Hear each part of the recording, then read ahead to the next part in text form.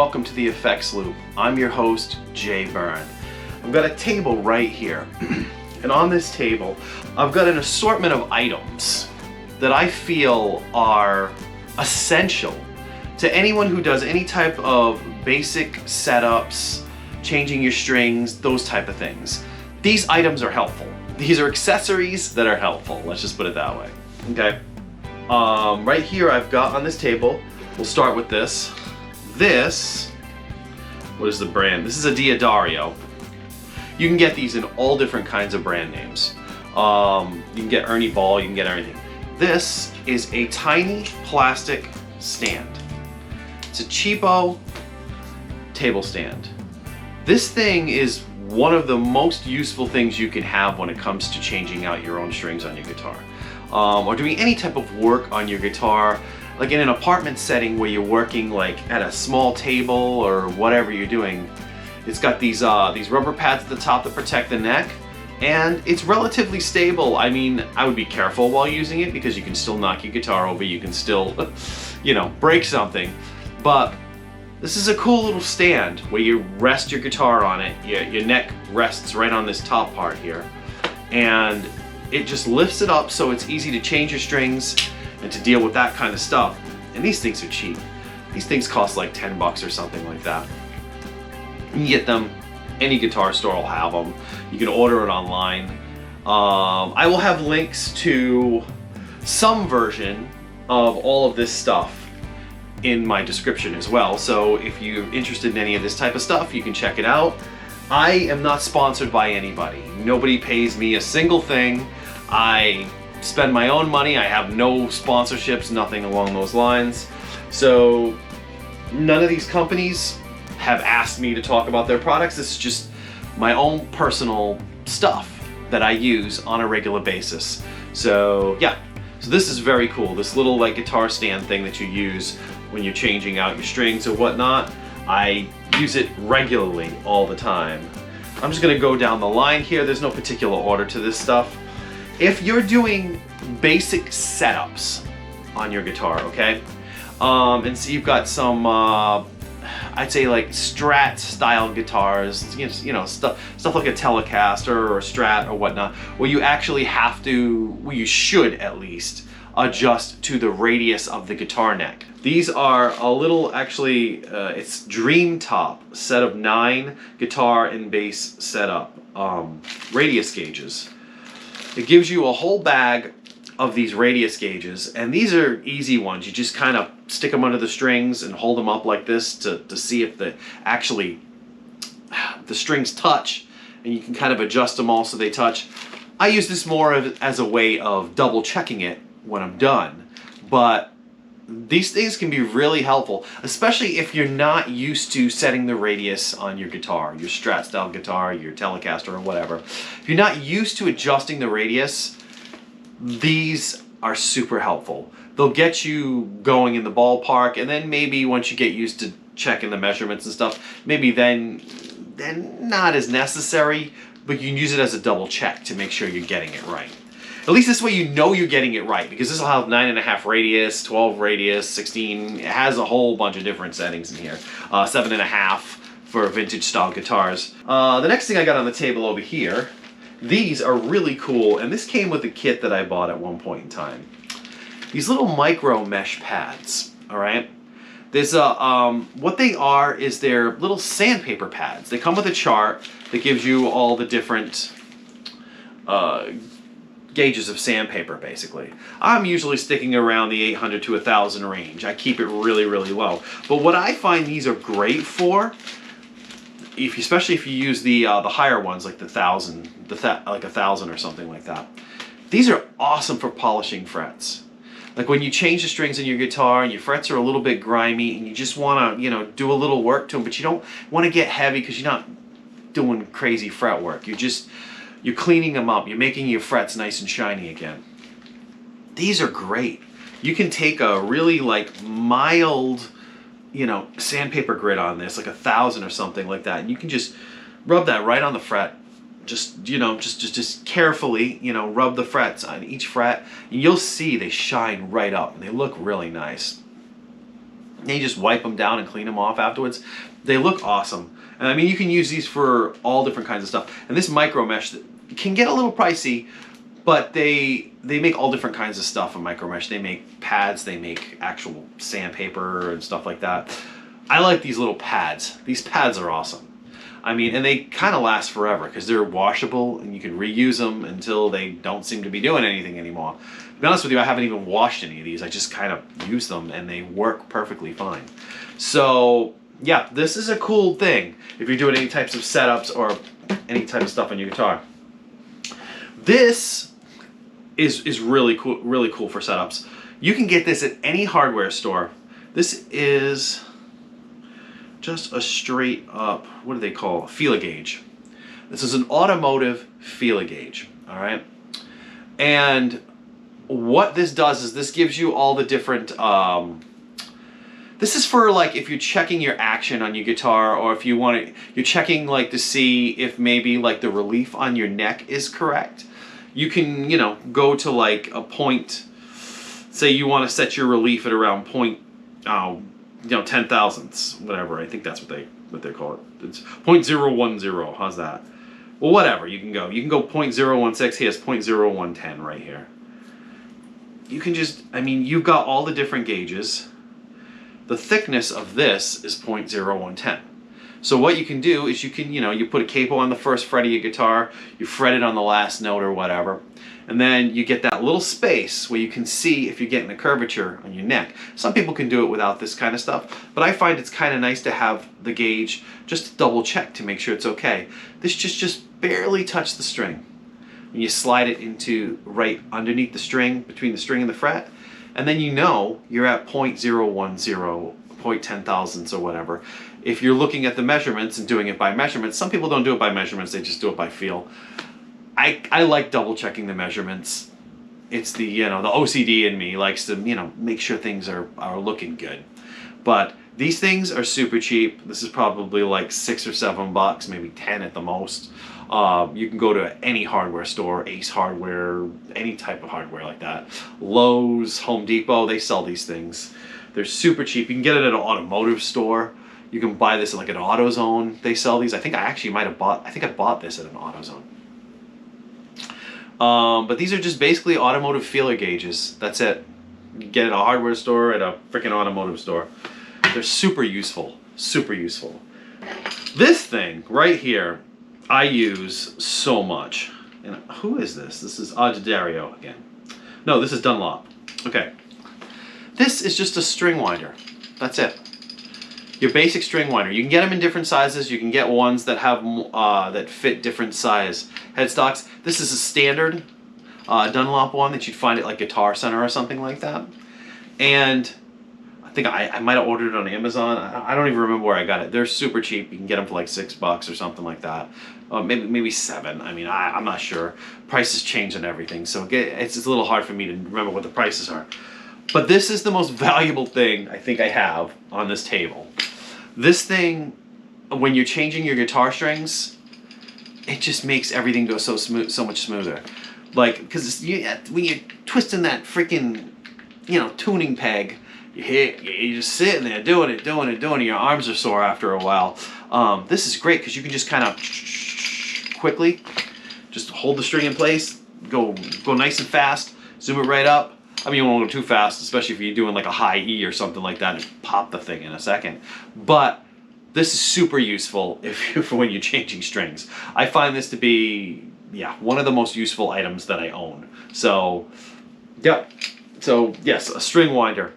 String winder is a big deal, and you should have one. All right, now this is a little bit more specific, okay? This is for setups and whatnot. This is a Fret Guru, okay? This is, it's called a Fret Guru 2 Precision Setup and Evaluation Guide. Basically what this has on it is it has all these measurements for string height, it's a string height, all kinds of stuff. The nut slot, it has a thing for the nut slot. You can check the to see if your neck is straight. You use this as a rocker. This is also a fret rocker to check to see if you have any high frets. just kind of, you know, lay it on the frets and bounce it back and forth. You've got three different sides, different sizes. This thing does a little bit of everything. It does fret height, fret wear depth. It's got a chart, like conversions on the back of it. It cost about 20 bucks. I think it was like $25 or $27 when I bought it. But I use this thing every single time I change my strings. I double check my string height to make sure it's set where I want it to be set. If you're into setting things by the numbers and that's how you do it and not just by feel or look, this thing is invaluable. Like, this is so easy. What's great about it is it has these lines on the bottom. You probably can't see them in the video, but I'll show you where it does it in 64ths. Because you could use one of these too. You can buy this at like a hardware store, an automotive store. These little tiny rulers that have 32s and 64ths. This is actually very useful, and you can use this. I use this for pickups and stuff like that as well. But I find this type of thing to be so much easier to use because it has the preset measurements just specifically for guitar. So it gives you these lines, and it tells you want the bottom of your string to be sitting on the top of the line. So you just, you know, you lower your action until the bottom of your string. Put this on like the 12th fret. Lower your string until it's like kind of right up with the line. Then you know your string is set at that particular action height. You know, 5/64ths or 4/64ths or 3/64ths or whatever you set up. But you know that that's what it's set up as because it says it here. You can see it with your eyes. It's easy to see for people who have eyesight problems. And because some of these little rulers are awesome and they work pretty good, but they can be really hard to see. Like the printing is so small on these, you're like struggling to see them sometimes. You never know if you actually have like 5/64ths or 6/64ths because the 64th lines are so freaking small. What's cool about this is it's just a line, and yeah, so this is a fret guru. This thing is really awesome, and like I highly recommend this. This is something that, yeah, I use every time I change the strings on my guitars or double check my setups. Okay, there's a couple small little more items that I have here. Here, I got something over here. I forgot to bring it over. One thing that I think is key to any guitar player, staying in tune, obviously. We all want to stay in tune. I find these little tiny clip-on tuners awesome. I use these more than I use my pedal tuner. I have a pedal tuner. I've had a couple different ones. Right now I think I have an Electro Harmonix one, which is fine. It does the trick and it works really well. But these are awesome. You just clip them onto the top of the neck of the guitar. This one right here is a Snark. This one works really well. I like this Fender one too that I got. I actually bought the Fender one because the battery died on this one, so I have two of them. But they both work really well and they both still work. You can adjust to different tunings, alternate tunings on here. Just clips onto the top of the headstock. They're relatively accurate. I'm not sure how accurate they would be if you were, say, using them in a live setting. I mean, with the vibration on the stage and loud noises, it might be tricky to tune with those like while the rest of the band is playing. I mean, if everything's quiet or people have stopped making tons of noise, then it would probably work perfectly fine. I use them all the time. I find them very easy to use and I think they're awesome, and I think this is a super valuable tool to have as a guitar player. Just one of these little clip-on tuners. You always have a tuner handy. You can throw it in a gig bag. It's super simple. Most of them come with like a lithium battery that's just rechargeable. You just plug it into a USB outlet or your computer or whatever to recharge them. Charge it back up. The batteries tend to last forever. So yeah, those are awesome, and I think that's a very useful item to have around. Okay, so now the next thing, the last thing I want to talk about is actually out of the camera range, but I took a shot of it. If you have a bunch of guitars, like I do, and you start running out of space, you live in like a small apartment or whatnot, you need to put them somewhere. I really looked into wall hangers, and I found the most inexpensive, easiest ones to use, and they're actually really good wall hangers. A company called String Swing makes these wall hangers. You can get them for like $12 or $13 a wall hanger. I think I paid $15 a piece, and that was actually expensive. You can generally find them for around 11 or 12 bucks. I think it's $12.99. I think that's the actual like price that you find them on Amazon and whatnot. I know if you go to a couple guitar stores in the area, in my area, they charge $12.99 for them. They come with if all you have are like sheetrock walls, because that's what I was concerned about. I didn't want to hang my guitars on my wall because I was afraid they were just going to fall off the damn wall. And if it's hard to find the stud, if you're not used to that, or if it's just something you're not used to doing, they come with these the anchors. They come with the wall anchors. You just screw the wall anchor into the wall, and then you make a little hole, you get that wall anchor in there, you get it started, and then you screw the screw into that, and it just goes right into the wall. And I mean, it is solid. These things do not come out. I mean, these things are going to be hard to get off the wall afterwards. Currently, I have 3 of them on my walls, and you can usually see them in all my videos. You see my guitars hanging on the wall all the time. And I have not had one of them come out of the wall. As long as you mount them properly, take a little bit of time, and I mean a little. It's not that hard to do, because I don't even use all the wall anchors. Like, I usually, because my walls are terrible. And yeah, I mean, in this apartment, these walls are horrible. And sometimes you can't get the anchor all the way in. It just is too big and it won't go in. So if it doesn't go in, I'm using just the screw. But as long as I can get one of those wall anchors in, I can usually screw into the wall pretty tightly in the wall anchor, and then the other one can just get in as tight as possible.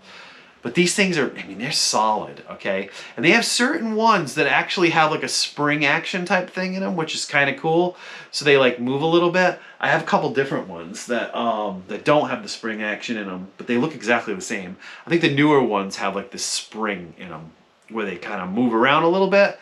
It's so, the weight of the guitar isn't pulling on the hanger that's screwed into the wall. It's pulling on just the part that the guitar is hanging on, so it kind of goes down a little bit. You know, it gives it some flexibility. So you're not constantly putting all that pressure on the wall, on the thing that's screwed into the wall. But I mean, I've got a Les Paul hanging on one right now, and this thing weighs like freaking 10 pounds. It's a stupid heavy guitar, and nothing's coming out of the wall. It is perfectly comfortable where it is. It is fine. Should you hang on them and swing from your walls? Probably not. But they work really well for guitars, and I think if you have a bunch of guitars and you live in a small apartment, it is really the best way to go. Like, I have a rack in the closet where I have like a bunch of guitars in them. It can be a little bit of a pain in the butt to get to, but I got a few of these up on the wall, and I find them to be awesome. So, well, there you have it. Maybe not the most exciting episode I've done, but this is very useful stuff, and I think I'm going to have just links in the description for everything I talked about in this video. And I think this stuff is essential. Even for just a hobbyist, for somebody who just, you know, you don't have to be super smart to use any of this stuff. This is all just typical basic stuff. It makes simple guitar maintenance really, really easy for the layperson. For somebody like me who doesn't know all the specifics, I can still set up a guitar. I mean, I've learned how to do all this stuff. And yeah, I find it, I don't know, I find these things necessary. If I didn't have them, I would miss them. So yeah, if you like this kind of content, like, subscribe, hit that notification bell so you'll be reminded when I have a new video. I generally post on Wednesdays. I occasionally will have extra videos. I haven't done one in a while. I've been pretty steady with just the Wednesday schedule. But yeah, I'm Jay Byrne. This is the EFX Loop. I hope you enjoyed this episode. Take care. See you next time.